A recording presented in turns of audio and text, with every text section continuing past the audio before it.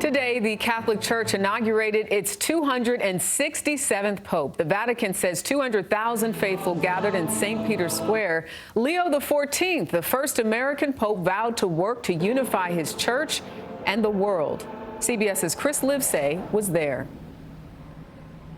Good evening, Jerika. It was a historic moment for the Vatican, the U.S., and U.S.-Vatican relations, with the first ever American Pope using the power of the pulpit to call for peace in Myanmar, Gaza, and Ukraine.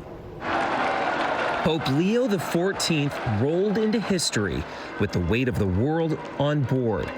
Before tens of thousands of people, including his brother, he donned the papal mitre and the fisherman's ring, at times visibly moved as he officially became the 267th head of the Roman Catholic Church. Leo denounced conflicts worldwide, calling once again for a just and lasting peace in Ukraine.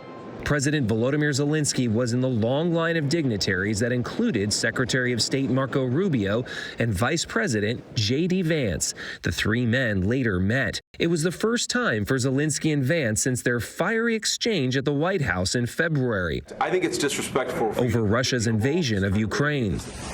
This morning, Kyiv said Moscow launched more than 270 drones across the country, a record since the start of the war.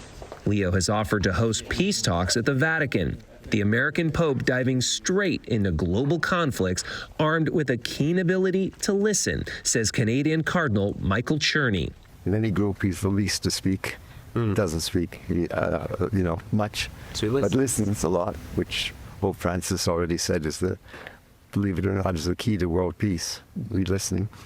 Well, Pope Leo has shown a deep concern for Ukraine. Shortly after the Mass, he had a private meeting with President Volodymyr Zelensky. And Jerika, just after he became Pope, one of the very first people he had a phone call with was President Volodymyr Zelensky. All right, Chris Livesay, thank you.